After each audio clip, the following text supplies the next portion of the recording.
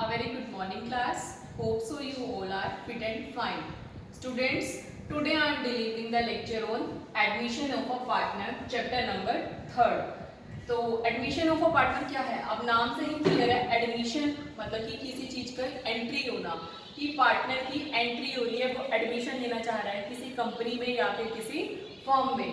तो अब इसमें देखो कुछ फॉलोइंग स्टेप्स, कुछ स्टेप्स होते हैं जिसमें हम एडमिशन ऑफ अ पार्टनर मतलब कि पार्टनर को एडमिशन लेने के लिए कुछ जो रूल्स रेगुलेशंस होते हैं उनको फॉलो करना पड़ता है।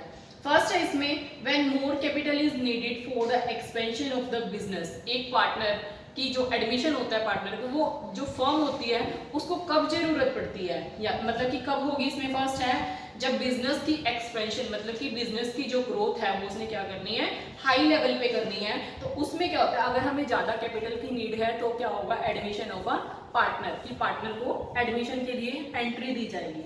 सेकंड है when a competent and experience person is needed for the efficient running of the business. जो आपका बिजनेस चल रहा है उसमें पार्टनर को क्या चाहिए, मतलब कि जो ओल्ड पार्टनर्स हैं उनको एक कॉम्पिटेंट और एक्सपीरियंस पर्सन चाहिए, तब वो क्या करेंगे, रिकमेंड करेंगे एक न्यू पार्टनर को।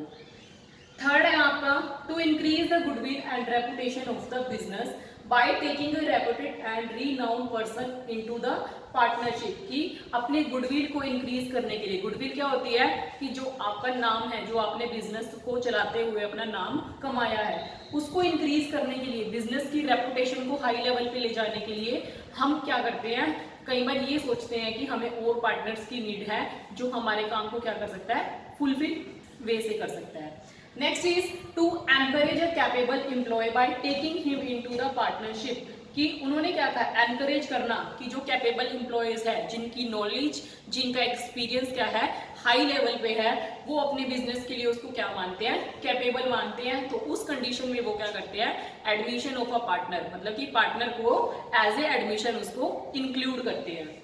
अब इसमें क्या है, admission of a partner is one of the modes of reconstitution of a partnership firm. जो एडमिशन ले रहा है पार्टनर, वो किसके अंडर आ रहा है, reconstitution of a partnership firm, और ये है according to section 31 sub section 1, जो ये आपका गवर्नमेंट ने ऑथोराइज किया हुआ, ये आपका एक रूल है, इसके अंडर आप एडमिशन ऑफ अ पार्टनर की पार्टनर एडमिशन ले सकता है। अब इसमें हम क्या कर रहे हैं, अब पार्टनर एडमिशन लेगा तो कुछ फॉलोइंग स्टेप्स होंगे, कुछ फॉर्मेलिटीज होंगी जिनको फुलफिल करना पड़ेगा। इसमें कुछ है, हम क्या क्या करते हैं एडमिशन ऑफ अ पार्टनर में, calculation of new profit sharing ratio, new sharing ratio को कैलकुलेट किया जाता है। Second is accounting treatment of goodwill, जो गुडविल है उसकी अकाउंटिंग ट्रीटमेंट की जाएगी। Third is accounting treatment for revaluation of assets and liabilities. Revaluation मतलब कि दोबारा से वैल्यू, एसेट्स और लायबिलिटी की वैल्यू को कैलकुलेट करना। क्यों? क्योंकि जो ओल्ड पार्टनर्स है, न्यू पार्टनर के आ जाने से वो वैल्यू क्या होगी, चेंज हो जाएगी, और अकॉर्डिंग टू टाइम एसेट्स और लायबिलिटीज हमारी इंक्रीज भी हो सकती है और डिक्रीज भी हो सकती है। फोर्थ है आपका accounting treatment of reserve and accumulated profits. Accounting treatment होगी किसकी, रिजर्व्स एंड एक्यूमुलेटेड प्रॉफिट्स, जो आपके प्रॉफिट्स हैं उनकी अकाउंटिंग ट्रीटमेंट की। न्यू पार्टनर के आ जाने से ओल्ड पार्टनर की जो रेशो होती है, प्रॉफिट रेशो, उस पर क्या इफेक्ट पड़ता है। Next is adjustment of capital on the basis of new profit sharing ratio, कि कैपिटल की जो उन्होंने पूंजी लगाई हुई है, जितनी कैपिटल बिजनेस में इन्वेस्ट की हुई है, वो किस बेस पे कैलकुलेट होगी, न्यू प्रॉफिट शेयरिंग रेशियो के बेस पे सभी पार्टनर्स की कैलकुलेशन होगी। तो अब इसमें 3 स्टेप्स मैं आपको करवाऊंगी। When only the ratio of new partner is given, मतलब कि इसमें अलग अलग प्रोसेस होती है, हमने न्यू प्रॉफिट शेयरिंग रेशियो निकालनी है। आज मैं आपको 3 टॉपिक इसमें कवर करवाऊंगी। फर्स्ट है when only the ratio of new partner is given, मतलब कि एक क्वेश्चन इस भी हाफ पे है कि आपको सिर्फ जो न्यू पार्टनर है वो एंटर कर रहा है, और क्वेश्चन में सिर्फ आपको न्यू पार्टनर की रेशियो गिवन की हुई है। अब ए बी सी 3 पार्टनर्स है, ए की रेशियो है 3/6, बी की रेशियो 2/6 एंड सी इज 1/6। तो न्यू पार्टनर आ रहा है, कौन आ रहा है न्यू पार्टनर, डी। डी की रेशियो कितनी है, 1/6। अब इसमें इक्वेशन में क्या कहा गया है कि जब रेशियो किसकी दी हुई है, सिर्फ न्यू पार्टनर की इज गिवन, मतलब कि न्यू पार्टनर की रेशियो आपको गिवन है। ए बी सी 3 पार्टनर्स है। अब इसमें क्या है, लेट, अब जैसे न्यू पार्टनर है उसमें रेशो सिर्फ न्यू पार्टनर की गिवन है, उसमें अब हम प्रॉफिट किससे कैलकुलेट करेंगे, 1 से। लेट प्रॉफिट कितना है 1। शेयर गिवन टू डी, जो शेयर है वो डी के कितने हैं 1/6। तो रिमेनिंग शेयर्स है मतलब कि जो डी है वो अपने शेयर्स किसको दे रहा है कि ए बी और सी को। तो रिमेनिंग शेयर्स हमारा प्रॉफिट हमने कितना कैलकुलेट किया था 1। तो रिमेनिंग शेयर्स क्या करेंगे 1 माइनस में 1/6। तो अब इसका एलसीएम लेंगे, एलसीएम आपका 6 आ रहा है, 1 से डिवाइड करेंगे 6 को, 6 आएगा, 6 को 1 से मल्टीप्लाई किया देन 6 माइनस में 6 1 जा 6, 1 को 1 से मल्टीप्लाई करना तो 1 आएगा, 6 माइनस 1 5 एंड अपॉन में 6। तो जो 5/6 है ये रिमेनिंग शेयर किसके हो गए डी के। अब ए के शेयर्स कितने हैं मतलब कि 3/6 तो उसके ऑलरेडी थे। ऑफ की जो रिमेनिंग शेयर्स हैं वो अपना कितना बिजनेस में कितना इन्वेस्ट कर रहा है 5/6। तो अब इसको मल्टीप्लाई करेंगे, 3 5 जा 15, 6 6 जा 36, 15 अपॉन में 36। आगे फर्दर इसको कट करेंगे, 3 पे कट होगा, 3 5 जा 15 एंड 3 1 जा 3 अपॉन में 3 2 जा 6। तो 5/12 क्या हो गए ए के शेयर्स हो गए। बी के शेयर्स कितने हैं ऑलरेडी कितने थे 2/6 और ऑफ कितना 5/6 मतलब कि जो डी है वो कितना दे रहा है ए को भी 5/6 दे रहा है और बी को भी कितना दे रहा है 5/6। सेम मल्टीप्लिकेशन होगी, 2 5 जा 10, 6 6 जा 36। आगे फर्दर कट होगा 2 पे, 2 5 जा 10 एंड इसको डिवाइड करेंगे 2 से तो कितना आएगा आपका 18। अब बी के शेयर कितने आ गए 5/18। सी के शेयर्स कितने हैं 1/6 उसके ऑलरेडी थे, ऑफ किसका 5/6। इट मींस कि डी सी को भी कितना दे रहा है 5/6। इसको मल्टीप्लाई करेंगे, 5 1 जा 5, 6 6 जा 36। तो ये कट नहीं होता तो आपकी फर्दर भी क्या आ जाएगी 5 अपॉन में 36। तो सी के शेयर्स कितने हो गए 5/36। डी के शेयर्स कितने हैं 1/6 तो 1/6 डी के शेयर्स हो गए। अब न्यू शेयर्स कितने बने ए बी और सी और डी के। ए के कितने निकाले थे हमने 5/12, बी के थे आपके 5/18, सी के 5/36 एंड डी के हैं 1/6। आगे फर्दर क्या करोगे इसका एलसीएम लोगे, एलसीएम आपका आ जाएगा 36। तो 12 को 12 से डिवाइड करेंगे 36 को कितना आएगा 3 को 5 से मल्टीप्लाई करोगे तो कितना आएगा 15।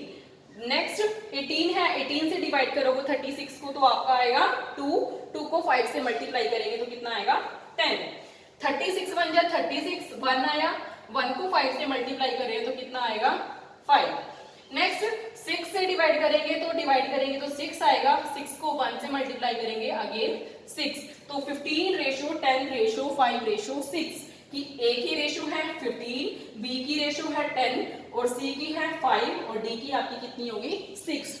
ये क्या था सिर्फ न्यू पार्टनर की रेशो गिवन है। अब सेकंड में क्या है sometimes new partners purchase his shares of profit equally. जब कई बार, अब इसमें तो पर्टिकुलर रेशो न्यू पार्टनर की गिवन थी, इसमें क्या है जो प्रॉफिट्स हैं वो क्या होंगे इक्वली डिवाइड होंगे। अब रामश्याम 2 पार्टनर्स है, इट मींस ये पहले से बिजनेस में एग्जिस्ट कर रहे हैं। तो राम के शेयर्स है 7/12, श्याम के शेयर्स हैं 5/12। न्यू पार्टनर आ रही है गोपी, तो गोपी के शेयर्स कितने हैं 1/6। अब इसमें क्या है shares of profit given to Gopi. अब इक्वल देंगे तो न्यू प्रॉफिट शेयर कितने बने 1/6 किसके थे गोपी के शेयर्स थे। एक्वायर कर रही है गोपी किससे राम से, राम से ले रही है। उन्होंने क्या कहा है इक्वली मीन्स क्या होता है 1:1। इक्वली का मीनिंग क्या है 1:1। इट मीन्स 1 प्लस में 1 कितना हो गया 2। तो राम के जो शेयर्स गिवन है 1/2 और श्याम के भी कितने होंगे 1/2। तो अब ये शेयर्स गोपी को दे रहा है, राम को दे मतलब 1/2 दे रहा है और किसके गोपी के कितने थे 1/6। मल्टीप्लिकेशन होगी तो कितनी आएगी आपकी 1 1 जा 1, 2 6 जा 12। तो ये आपके शेयर्स हो गए गोपी के। अब है Ram shares of profit given to Gopi, मतलब कि अब वो श्याम से ले रही है तो कितने हैं 1/2 थे मतलब इक्वल दे रहा है वो 1/2 इसके हो गए और 1/6 ऑलरेडी गोपी के थे तो कितने हो गए उसके 1/12। मतलब कि जब उसने राम से शेयर लिए तब भी 1/12 थे, जब श्याम से लिए तब भी कितने हैं 1/12। अब न्यू शेयर्स आफ्टर सरेंडर, अपने शेयर्स को देने के बाद क्या रेशियो बनेगी 1/12 इन गोपीज फेवर। मतलब कि गोपी के कितने हैं रामश्याम मतलब कि 7/12 उसने गोपी को दे दिए तो 7/12 उसके ऑलरेडी थे, माइनस में कितना शेयर्स दिया उसने गोपी को 1/12। तो राम ने जो दिया है 7/12 ऑलरेडी थे, माइनस में 1/12 उसने गोपी को दे दिया। तो एलसीएम निकाल के आपका 12 इसका एलसीएम आ जाएगा। देन इसको सोल्व करेंगे तो 7 - 1 6/12 आ जाएगा। नेक्स्ट है श्याम। श्याम अपने प्रॉफिट दे चुका है, किसको? गोपी को। तो श्याम के शेयर्स ऑलरेडी कितने थे? 5/12। माइनस में कितना एक्वायर कर रहा है, कितना दे रहा है उसको? 1/12। तो 5 माइनस में 1 4/12। तो ये कितने किसके आ गए? श्याम के शेयर्स आ गए। तो गोपी के शेयर्स कितने हो गए?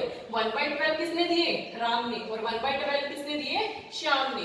तो एलसीएम लेके कितना आ जाएगा इसका? 2/12। आगे फर्दर कट करेंगे तो कितना आएगा? 1/6। तो न्यू प्रॉफिट कितने बने?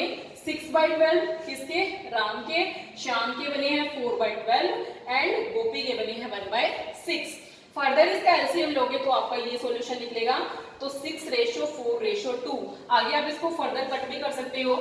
6:4:2/12। 2 पे कट कर दो। 2 6 12, 2 3 6, 2 2 4, 2 1 2।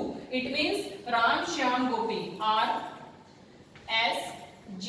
आर की कितनी हो गई है? 3 और श्याम की हो गई है 2 और गोपी की हो गई है 1। तो 3:2:1 ये किसके शेयर्स आ गए? राम श्याम एंड गोपी के। अब थर्ड केस में क्या है? Sometimes new partners purchase share from old in partnership ratio. मतलब कि कई बार अब न्यू पार्टनर आ रहा है, वो क्या कर रहा है? ओल्ड पार्टनर से रेशो ले रहा है, वो एक पर्टिकुलर अमाउंट में ले रहा है। पर्टिकुलर रेशो कैसे? अब ए और ए इसमें क्या कर रहा था कि सिर्फ न्यू पार्टनर के गिवन है, और इसमें क्या किया? इक्वली दिया। मतलब कोई भी पार्टनर है वो इक्वली दे रहा है, मतलब 1/2 और 1/2। इसमें क्या है? आपको एक पर्टिकुलर रेशो दी हुई है कि न्यू पार्टनर्स को ए पर्सन क्या देगा और बी पर्सन क्या देगा। अब ए और बी दो पार्टनर्स हैं, ए की रेशो है 7 और बी की रेशो है 3। तो 7 और 3 टोटल किया हमने, कितना आ गया?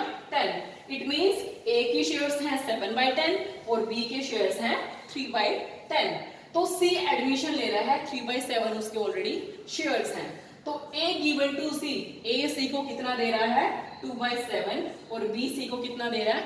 1/7। तो ए के शेयर कितने बनेंगे? 7/10 उसके ऑलरेडी है और उसने सी को कितने दे दिए? 2/7। तो उसके रिमेनिंग शेयर्स निकालने हैं जितने उसके पास शेयर्स अभी बच गए हैं। तो 10 और 7 का एलसीएम लेंगे, 70 आएगा। डिवाइड करेंगे, 10 7 जा 70, 7 7 जा 49। माइनस में 7 से डिवाइड करेंगे 70 को, 10 आएगा। 10 को फर्दर 2 से मल्टीप्लाई करेंगे, कितना आएगा? 20। तो 49 माइनस में 20, 29 आ गया अपॉन में 70। तो ये ए के शेयर्स रिमेनिंग जो उनके पास बच गए हैं। अब बी के शेयर्स निकालने हैं। बी के ऑलरेडी शेयर्स कितने हैं? 3/10 और उसने बी ने सी को कितने दिए? 1/7। LCM same as it is 70 आ जाएगा। देन इसको सोल्व करेंगे तो आपका सोल्व करके क्या आएगा? 11/70। अब सी के शेयर्स की ए और बी ने कितना दिया, उनका टोटल हो जाएगा। ए ने दिया 2/7 और बी ने कितना दिया? 1/7। एलसीएम लेंगे, सेम सोल्व करके इसको आएगा 3/7। इट मींस कि ए के शेयर्स कितने हो गए? 29/70, बी के शेयर्स हो गए 11/70 और सी के शेयर्स हो गए आपके 3/7। तो न्यू शेयर्स कितने बने? 29/70, 11/70 एंड 3/7। इसको एलसीएम लेंगे, एलसीएम आपका 70 आ जाएगा। सोल्व करेंगे 29:11:30। तो ये ए, बी और सी के क्या आ गए हैं? New shares. So students, now I will close the topic. Next topic start will be in the next video. Thank you students and good luck.